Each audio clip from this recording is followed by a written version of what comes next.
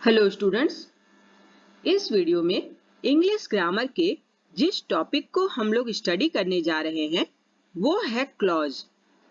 Clause क्या है, उसका डेफिनेशन और क्लॉज के काइंड्स, मेन क्लॉज, सब ऑर्डिनेट क्लॉज और कोऑर्डिनेट क्लॉज को एग्जाम्पल के साथ डिस्कस करेंगे। What is clause? A group of words that form a part of a sentence and possess a subject, verb, and predicate of their own is called a clause. Clause एक group of words है, शब्दों का समूह। Clause words के उस group को कहते हैं जो किसी सेंटेंस का पार्ट हो और जिसमें एक सब्जेक्ट और एक फाइनाइट वर्ब हो। एक सेंटेंस में जिसके बारे में बात की जा रही हो या जो काम को परफॉर्म करने वाला होता है उसे सब्जेक्ट कहते हैं। फाइनाइट वर्ब क्या है? फाइनाइट वर्ब वह वर्ब है जिसका नंबर और पर्सन उसके सब्जेक्ट के नंबर और पर्सन के अकॉर्डिंग होता है। जैसे इन सेंटेंसेस को देखें। We read a book, Rohit reads a book. First sentence में सब्जेक्ट वी है जो प्लूरल नंबर में है। इसके साथ प्लूरल वर्ब रीड का यूज हुआ है। दूसरे सेंटेंस का सब्जेक्ट रोहित सिंगुलर नंबर में है। इसके साथ सिंगुलर वर्ब रीड्स का यूज हुआ है। दोनों ही सेंटेंसेस का नंबर और पर्सन उसके सब्जेक्ट के नंबर और पर्सन के अकॉर्डिंग हुआ है, इसलिए ये फाइनाइट वर्ब्स हैं। चलिए अब हम लोग क्लॉज क्या है इसे समझते हैं। Look at these sentences. We shouted and he ran up. I called her but she gave no answer. इन सेंटेंसेस पर ध्यान दें। इनके दो पार्ट्स हैं। फर्स्ट सेंटेंस में एंड के पहले वी शाउटेड है जिसमें वी सब्जेक्ट है और शाउटेड फाइनाइट वर्ब। इसी सेंटेंस में एंड के बाद ही रैन अप है जिसमें सब्जेक्ट ही और फाइनाइट वर्ब रैन अप है। उसी तरह सेकंड सेंटेंस में भी बट के पहले आई कॉल्ड हर है, बट के बाद शी गेव नो आंसर। इन दोनों में भी एक एक सब्जेक्ट आई और शी है और एक एक वर्ब कॉल्ड और गेव है। इस तरह हर एक सब्जेक्ट प्लस वर्ब वाले पार्ट क्लॉज कहलाते हैं। फर्स्ट सेंटेंस में दो क्लॉजेज हैं, वी शाउटेड और ही रैन अप।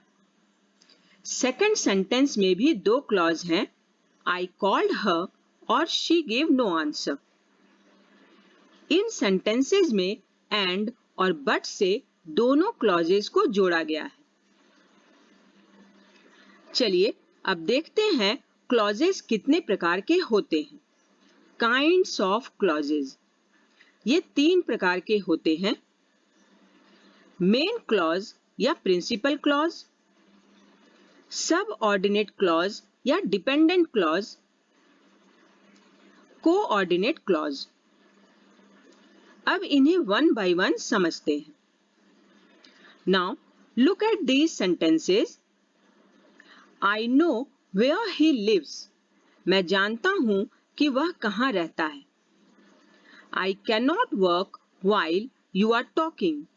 मैं काम नहीं कर पाता जब तुम बात कर रहे हो। इन दोनों सेंटेंसेस के भी दो पार्ट्स हैं। फर्स्ट सेंटेंस में I know और where he lives में एक एक सब्जेक्ट I और he हैं और एक एक फाइनाइट वर्ब नो और लिव्स हैं। उसी तरह सेकंड सेंटेंस में भी एक एक सब्जेक्ट आई और यू है और एक एक finite verb can not work और आर टॉकिंग है। इस तरह यहाँ भी हर एक सब्जेक्ट प्लस वर्ब वाले part I know, where he lives, I can not work और while you are talking clauses हैं। अब कॉलम 1 के क्लॉजेस पर ध्यान दें।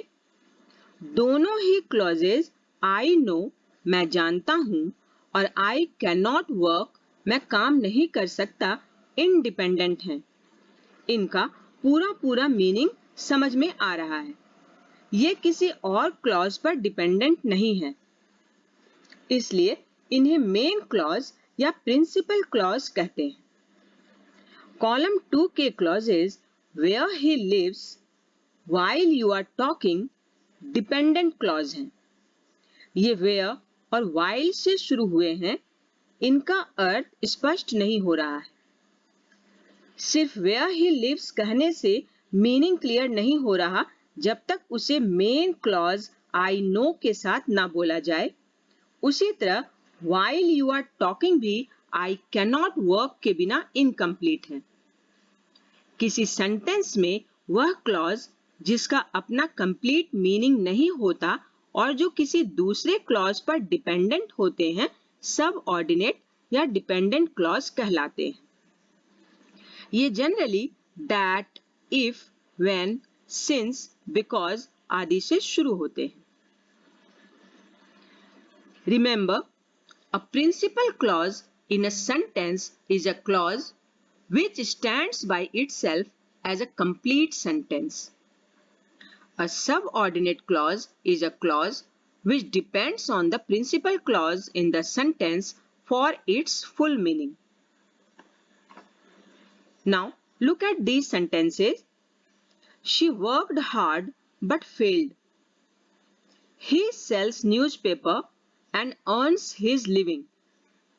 इन sentences के भी दो parts हैं जो but और and से जुड़े हैं।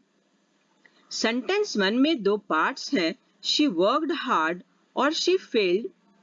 दोनों में ही subject she है और एक verb worked और failed हैं। Sentence 2 में जो दो parts हैं वे हैं he sells newspaper और he earns his living।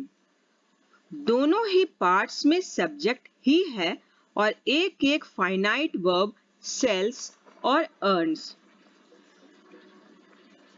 यानी हर सेंटेंस में दो क्लॉज हैं, लेकिन इनमें एक डिफरेंस है।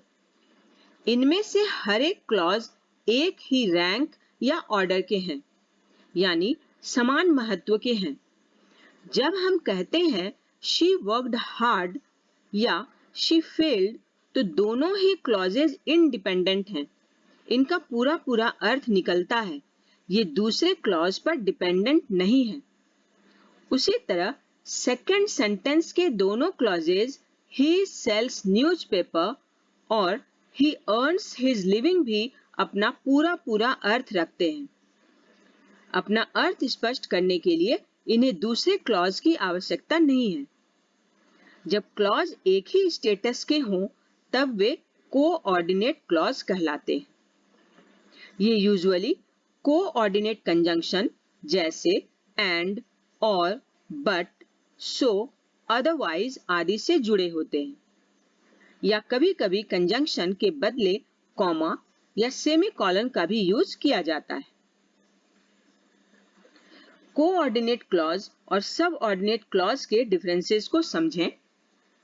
A coordinate clause has equal status with the main clause, while a subordinate clause is dependent on a main or principal clause.